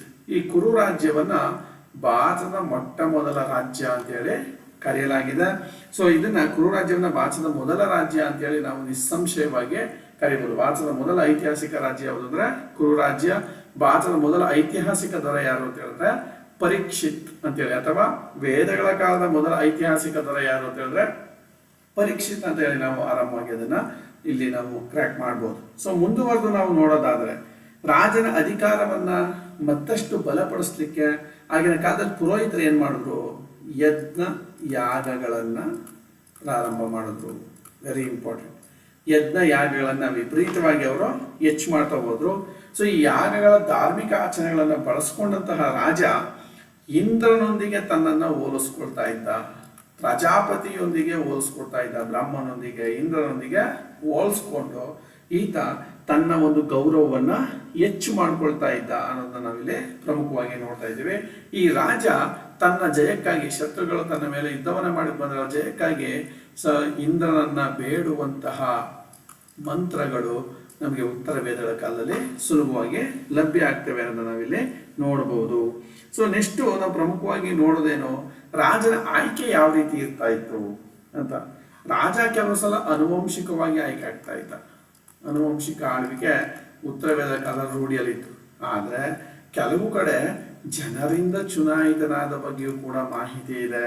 ಸೊ ಈ ಬಗ್ಗೆ ಯಾವ ಮಾಹಿತಿ ಕೊಡ್ತವೆ ಅಂತ ಹೇಳಿದ್ರೆ, ಪ್ರಮುಖವಾಗಿ ಜನರಿಂದ ಆಯ್ಕೆ ಆಯ್ತಾ ಇದ್ರ ಬಗ್ಗೆ ಮಾಹಿತಿ ಕೊಡ್ತಕ್ಕಂತಹ 2 ಕೃತಿಗಳು ಯಾವ್ಯಾವುದು ಅಂದರೆ, ಋಗ್ವೇದದ 10ನೇ ಮಂಡಲ ಮತ್ತು ಅಥರ್ವ ವೇದಗಳಲ್ಲಿ, ಋಗ್ವೇದದ 10ನೇ ಮಂಡಲ ಮತ್ತು ಅಥರ್ವ ವೇದಗಳಲ್ಲಿ ರಾಜ ಕೆಲವು ಬಾರಿ ಪ್ರಜೆಗಳಿಂದಲೂ ಆಯ್ಕೆ ಆಗ್ತಾ ಇದ್ದ ಅನ್ನುವಂಥ ಉಲ್ಲೇಖವನ್ನು ನಾವಿಲ್ಲಿ ಕೊಡ್ತೀವಿ. ಸೊ ಆನಂತರ ಮುಂದುವರೆದು 7ನೇ ಮನುವಿನ ಆಳ್ವಿಕೆ ಅವಧಿಯಲ್ಲಿ ಮಹಾಪ್ರಳಯ ಸಂಭವಿಸಿ ನಂತರ ಹೊಸ ಮನುವಿನ ಜನನವಾಗಿ ಆ ಮನುವಿನಿಂದ ಸೂರ್ಯವಂಶ ಮತ್ತು ಚಂದ್ರವಂಶಗಳ ಬೆಳವಣಿಗೆಯಾಯಿತು ಅಂತೇಳಿ ನಮಗೆ ಉತ್ತರ ವೈದಿಕ ಕಾಲದ ಕೃತಿಗಳು ಮಾಹಿತಿಯನ್ನು ಕೊಡ್ತವೆ. ನಂತರದ ಭಾರತದ ಬಹುತೇಕ ಇತಿಹಾಸ ಈ 2 ವಂಶಗಳ ಸುತ್ತನೆ ಸುತ್ತುತ್ತದೆ, ಸೂರ್ಯವಂಶ ಮತ್ತು ಚಂದ್ರವಂಶ. ನೋಡಿ, ರಾಮಾಯಣ ಸೂರ್ಯವಂಶದ ಕತೆ, ಚಂದ್ರ ವಂಶದ ಕತೆ ಮಹಾಭಾರತ. ಸೊ ಹಾಗಾಗಿ ಇದು ತುಂಬ ಇಂಪಾರ್ಟೆನ್ಸ್ ಅನ್ನ ಪಡ್ಕೊಳ್ಳುತ್ತೆ ಅಂತ ನಾವಿಲ್ಲಿ ಪ್ರಮುಖವಾಗಿ ಗುರುತಿಸ್ಬೋದು. ಸೊ ಇನ್ನು ಋಗ್ವೇದ ಕಾಲದಲ್ಲಿ ಉತ್ತರ ವೇದಗಳ ಕಾಲದಲ್ಲಿ ಇದ್ದಂಥ ಪ್ರಮುಖ ರಾಜ್ಯಗಳು, ಅಲ್ಲಿದ್ದಂಥ ಪ್ರಸಿದ್ಧ ರಾಜರುಗಳು ಯಾರ್ಯಾರು ನೋಡಿ. ಕಾಶಿಯನ್ನು ಆಳ್ತಾ ಇದ್ದವನು ಅಶ್ವಸೇನ ಮತ್ತು ಅಜಾತಶತ್ರು. ಇದ್ರ ಬಗ್ಗೆ ಅಲ್ಲೇ ಮಾತಾಡಿದ್ವಿ, ಪೂರ್ವ ಪರೀಕ್ಷಿತ್ ಅಂತ ಹೇಳಿ. ಸೊ ಕಾಶಿಯನ್ನು ಆಳ್ತಾ ಇದ್ರು ಅಶ್ವಸೇನ ಮತ್ತು ಅಜಾತಶತ್ರು. ಮತ್ಸ್ಯ ಅಂತ ಹೇಳಿದ್ರೆ ಇವತ್ತಿನ ರಾಜಸ್ಥಾನ, ಜೈಪುರ ಆವಾಗ. ಸೊ ಇದನ್ನು ದವಸಾನ ಮತ್ತು ದ್ವೈತವನ ಅನ್ನುವಂಥ ರಾಜ ಆಳ್ವಿಕೆ ಮಾಡ್ತಾ ಇದ್ದ. ವಿದೇಹ ಅನ್ನೋದೊಂದು ಗಣರಾಜ್ಯ ಆಗಿತ್ತು, ಅದನ್ನು ಜನಕ ಮಹಾರಾಜ ಆಳ್ವಿಕೆ ಮಾಡ್ತಾ ಇದ್ದ. ಪಾಂಚಾಲ ನೀವು ನೋಡಿದ್ದೀರಿ, ಅದನ್ನ ಪ್ರವಾಹನ ಜೈವಲಿ ಅನ್ನೋ ಆಳ್ವಿಕೆ ಮಾಡ್ತಾ ಇದ್ದ. ಕೇಕಯ ಅನ್ನೋ ರಾಜ್ಯದ ರಾಜ ಅಶ್ವಪತಿ ಆಗಿದ್ದ. ಗಾಂಧಾರದ ರಾಜ ನಗ್ನಜಿತ್ ಆಗಿದ್ದ. ಕಾಂಬೋಜದ ರಾಜ್ಯ ಔಪ್ಯಮನ್ನವ ಅನ್ನೋನು ಅಥವಾ ಔಪಮನ್ಯವ ಅನ್ನೋದ್ರ ರಾಜನಾಗಿದ್ದ. ವಿದರ್ಭವನ್ನು ಆಳ್ತಾ ಇದ್ದವನು ಭೀಮ ಅನ್ನುವಂಥ ರಾಜ. ನಿಷಾದ ಎಂಬ ರಾಜವನ್ನ ನಳ ಎಂಬುವನು ಆಳ್ವಿಕೆ ಮಾಡ್ತಾ ಇದ್ದ. ಸೊ ಇವೆಲ್ಲ ವೆರಿ ಇಂಪಾರ್ಟೆಂಟು. ಸೊ ಇದೇನಕ್ಕೆ ಅಂತಂದ್ರೆ, ಇದಿಷ್ಟು ಉತ್ತರ ವೇದಗಳ ಕಾಲದಲ್ಲಿದ್ದಂತಹ ಪ್ರಮುಖ ರಾಜ್ಯಗಳು ಮತ್ತು ಅದರ ರಾಜರು. ಎಕ್ಸಾಮ್ ದೃಷ್ಟಿಯಿಂದ ತುಂಬಾ ಇಂಪಾರ್ಟೆಂಟ್, ಹೊಂದಿಸಿ ಬರೆಯೋರಿಗೆ ಇದನ್ನು ಕೊಡ್ತಾ ಇರ್ತಾರೆ. ಹಾಗಾಗಿ ನೀವು ಇದ್ರ ಬಗ್ಗೆ ಸ್ವಲ್ಪ ಸೂಕ್ಷ್ಮವಾಗಿ ಅಧ್ಯಯನ ಮಾಡಬೇಕು. ಸೊ ಮುಂದುವರೆದು ನಾವು ಇಲ್ಲಿ ಪ್ರಮುಖ ರಾಜ್ಯಗಳು, ಅದರ ರಾಜಧಾನಿಗಳ ಬಗ್ಗೆ ಕೂಡ ಮಾತಾಡ್ತೇವೆ. ಕುರುಗಳ ರಾಜಧಾನಿ ಯಾವ್ದಾಗಿತ್ತು? ಹಸ್ತಿನಾಪುರ ಮತ್ತೆ ಇಂದ್ರಪ್ರಸ್ಥ. ನೀವೆರಡನ್ನೂ ಕೂಡ ಮಹಾಭಾರತದಲ್ಲಿ ನೋಡ್ತೇವೆ. ಸೊ ಪಾಂಚಾಲದ ರಾಜಧಾನಿ ಅಹಿಚಿತ್ರ ಮತ್ತು ಕಾಂಪಿಲ್ಯ. ಪಾಂಚಾಲವನ್ನು 2 ಭಾಗ ಮಾಡ್ತಾರೆ, ನಾರ್ತ್ ಅಂಡ್ ಸೌತ್ ಅಂತ. ಪಾಂಚಾಲದ ಉತ್ತರದ ರಾಜಧಾನಿ ಅಹಿಚಿತ್ರ, ದಕ್ಷಿಣ ರಾಜಧಾನಿ ಕಾಂಪಿಲ್ಯ ಆಗಿತ್ತು ಅನ್ನೋದನ್ನ ನಾವಿಲ್ಲಿ ಗಮನಿಸ್ತೀವಿ. ಸೊ ಅದೇ ತರ ಕೋಸಲನ್ನು ಕೂಡ ಉತ್ತರ ಮತ್ತು ದಕ್ಷಿಣ ಅಂತ ವಿಭಾಗ ಮಾಡ್ತೇವೆ. ಕೋಸಲದ ಉತ್ತರದ ರಾಜಧಾನಿ ಶ್ರಾವಸ್ತಿ. ಉತ್ತರದ ರಾಜಧಾನಿ ಯಾವುದು? ಶ್ರಾವಸ್ತಿ. ದಕ್ಷಿಣದ ರಾಜಧಾನಿ ಅಯೋಧ್ಯೆ ಅಂತ ನಾವು ಗುರುತಿಸ್ತೀವಿ. ಸೊ ಈ ರೀತಿ ಹಲವಾರು ಉತ್ತರ ವೈದಿಕ ಕಾಲದ ಹಲವು ಒಂದು ರಾಜ್ಯಗಳು ಮತ್ತು ರಾಜಧಾನಿಗಳನ್ನು ನಾವು ಪ್ರಮುಖವಾಗಿ ಗುರುತಿಸಿದ್ವಿ.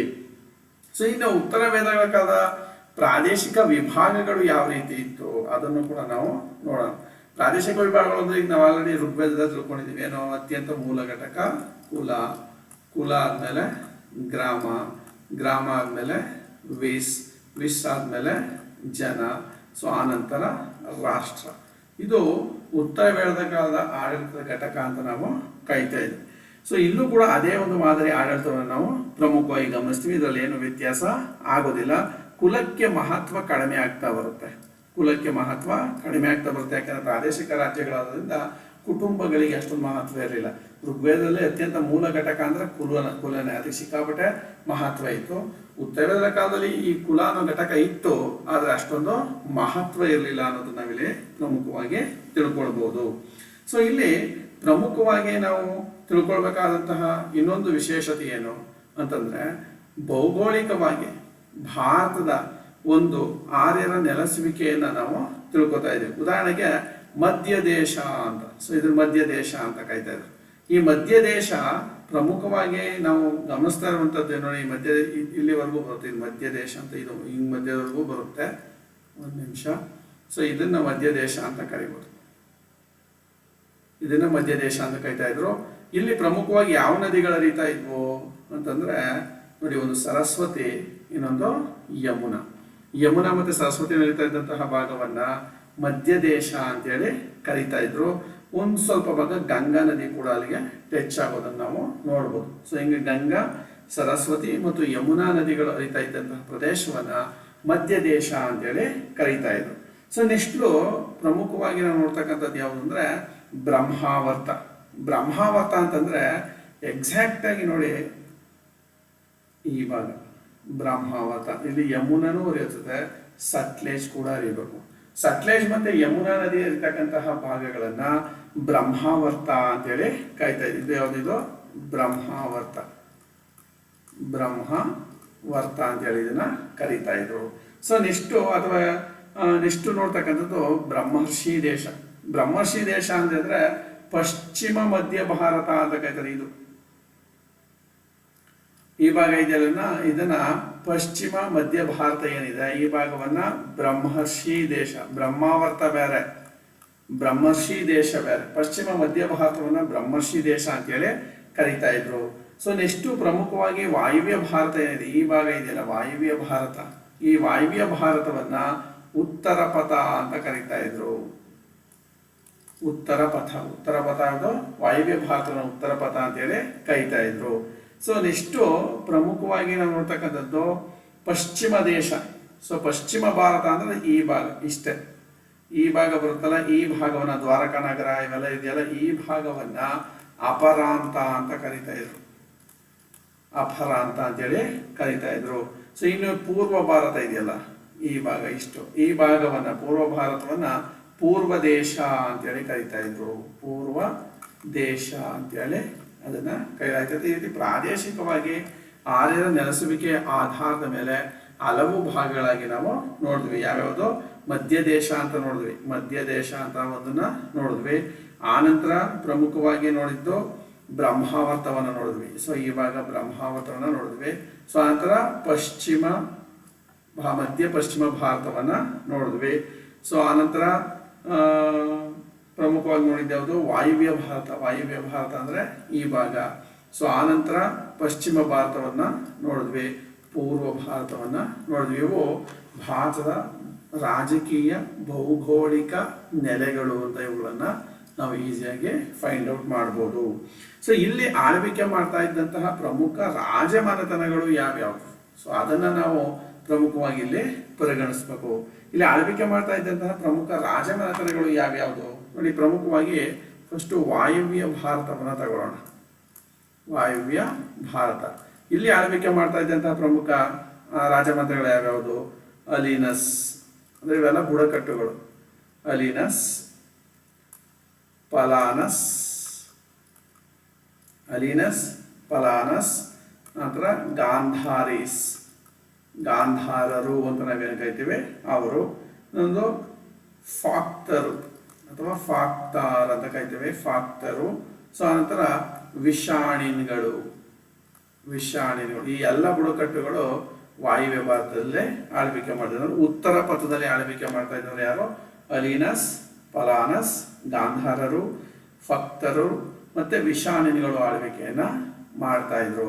ಸೊ ನೆಕ್ಸ್ಟು ಹರಿಯಾಣ ಮತ್ತು ಪಶ್ಚಿಮ ಉತ್ತರ ಪ್ರದೇಶದಲ್ಲಿ, ಈ ಭಾಗದಲ್ಲಿ ಹರಿಯಾಣ ಮತ್ತೆ ಪಶ್ಚಿಮ ಉತ್ತರ ಪ್ರದೇಶದಲ್ಲಿ ಯಾರು ಆಳ್ವಿಕೆ ಮಾಡಿದ್ರು? ತುಂಬಾ ಫಲವತ್ತಾದ ಪ್ರದೇಶ. ಇಲ್ಲಿ ಆಳ್ವಿಕೆ ಮಾಡ್ತಾ ಇದ್ರು ಭರತರು. ಸೊ ಆನಂತರ ಪುರುಗಳು, ಶೃಂಜಯರು.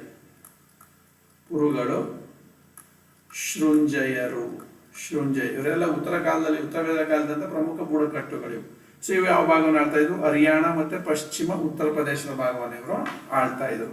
ಸೊ ನೆಕ್ಸ್ಟು ರಾಜಸ್ಥಾನ ಮತ್ತು ಮಧ್ಯಪ್ರದೇಶದ ಭಾಗ, ಈ ಭಾಗ ಇಷ್ಟು, ಈ ಭಾಗವನ್ನು ಆಳ್ತಾ ಇದ್ದವ್ರು ಯಾರು? ಸೊ ಅದನ್ನ ಮ್ಯಾಪಲ್ಲಿ ನೀಟಾಗಿ ನೋಡೋಣ. ಸೊ ಇದು ರಾಜಸ್ಥಾನ. ಸೊ ಈ ಭಾಗವನ್ನು ಆಳ್ತಾ ಇದ್ರು. ಮಧ್ಯಪ್ರದೇಶದ ಕೆಲವು ಭಾಗವನ್ನು ಸೇರಿಸ್ಕೊಂಡು ಆಳ್ವಿಕೆ ಮಾಡ್ತಾ ಇದ್ರು ಯಾರು? ಮತ್ಸ್ಯರು ಮತ್ತು ಛೇದಿಗಳು ಇಲ್ಲಿ ಆಳ್ವಿಕೆಯನ್ನ ಮಾಡ್ತಾ ಇದ್ರು ಅಂತ ನಾವು ತಿಳ್ಕೋಬಹುದು.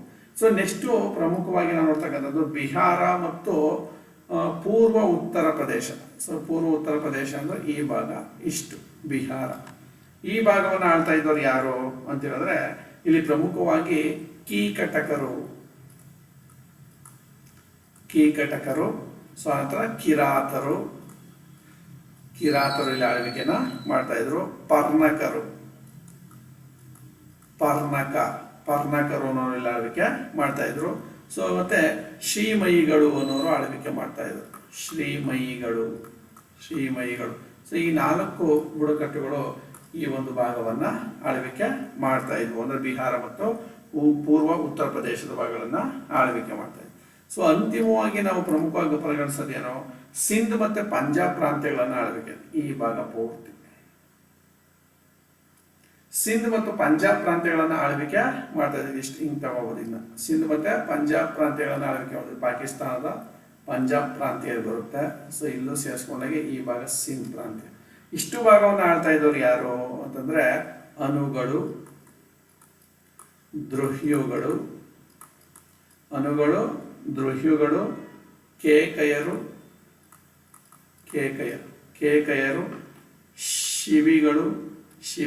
ಶಿವಿಗಳು, ತುರ್ವಸರು ಮತ್ತೆ ಯದುಗಳ ಆಳ್ವಿಕೆ ಇಲ್ಲಿ ನಾವು ಪ್ರಮುಖವಾಗಿ ನೋಡ್ತೀವಿ.